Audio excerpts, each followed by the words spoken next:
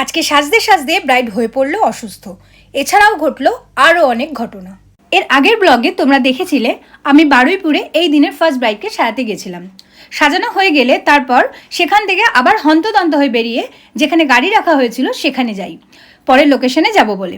কিন্তু গাড়ি কই, কোথায় বা ড্রাইভার দাদা? ওনাকে ফোন করতে বলেন পাশেই নাকি আছেন, 10 মিনিটে আসছেন। তারপর গাড়ি এলো আর রওনা দিলাম দ্বিতীয় ব্রাইডের লোকেশনের উদ্দেশ্যে। ব্রাইডের বাড়ি পৌঁছে আমরা জানতে পারি এখন ওদের ভাত কাপড়ের অনুষ্ঠান হবে। আর তাই ব্রাইডের হাজবেন্ড আমাদেরকে দুপুরের লাঞ্চ করানোর জন্য ওর একজন বন্ধুকে দিয়ে আমাদের ভিড়াতে পাঠিয়ে দিল, যেটা ওদের বাড়ির পাশেই ছিল। আমরা খাওয়া দাওয়া সেরে যখন আবার ব্রাইডের বাড়িতে এসে পৌঁছই তখন দেখি ভাত কাপড়ের পর্ব শেষ হবে করছে এবং আমার ব্রাইড খুব যত্ন সহকারে তার বরমশাইকে খাইয়ে দিচ্ছে, কারণ তার বরমশাই তো সন্ধ্যের রিসেপশন অনুষ্ঠানের ব্যবস্থাপনায় রয়েছে, তাই তো সে ভীষণই ব্যস্ত। ইনি হলেন আমার আজকের রিসেপশন ব্রাইড রোহিণী। ওকে বিয়েতেও সাজিয়েছিলাম, তো বিয়ের দিন ওর সাজ দেখে সবাই কি বলেছিল সেটাই জেনে নিই এবার। খুব ভালো লেগেছে। প্রত্যেকে ইচ অ্যান্ড এভরিওয়ান জিজ্ঞাসা করেছে এসে যে কে সাজিয়েছে, খুব সুন্দর লাগছে, মিষ্টি লাগছে। তাহলে আজকে কিরকম রিসেপশন মেকআপ লুক চাইছো বলো? আজকে আমার বেনারসিটা একটু সাবেকি গহনার উপরে কাজ, এটা একটু ট্র্যাডিশনাল ভেরি বেনারসি, কিন্তু আমি একটু রয়্যাল লুক চাইছি আজকে, যেহেতু কালারটা একদম ডিপ পিঙ্ক করেছি। হ্যাঁ, খুব সুন্দর কালারটা। রয়্যাল লুকের উপরে তুমি এবার যেমন প্রেফার করবে। তাহলে শুরু করে দিলাম সাজানো।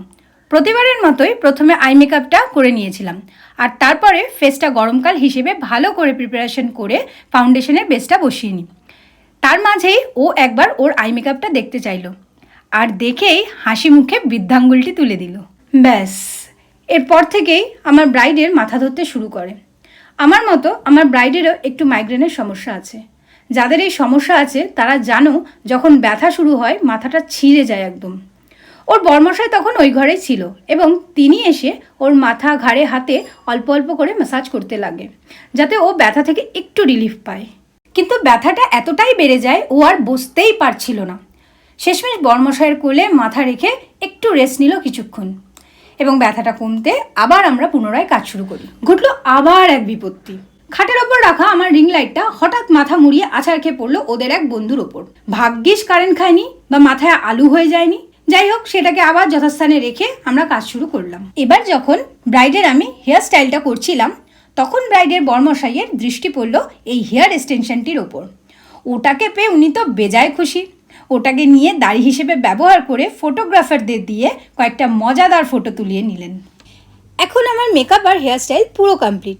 এই হলো আমার ব্রাইডের হেয়ারস্টাইল। আর তাহলে চলো আমরা দেখে নিই আমার ব্রাইডের আজকের ফাইনাল লুক।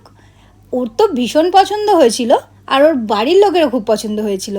আর তোমাদের কেমন লাগলো সেটা কমেন্টে জানিও প্লিজ। আর এবার আমরা ব্রাইডের মুখ থেকেই শুনে নিই ও কি বললো। আমার তো খুব সুন্দর লাগছে। থ্যাংক ইউ স্মিতাদি এত সুন্দর সাজানোর জন্য।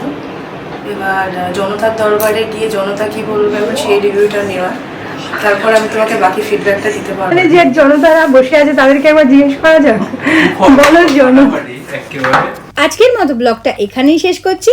আবার দেখা হবে নেক্সট কোনো ব্লগে। আর তোমাদের যদি আমার সাজানো ভালো লাগে এবং তোমরাও যদি তোমাদের স্পেশাল দিনে আমার কাছে সাজতে চাও তাহলে আমার সাথে যোগাযোগ করতে পারো ফেসবুকের মেসেঞ্জারে অথবা ডেসক্রিপশনে দেওয়া আমার ফোন নাম্বারে। টাটা।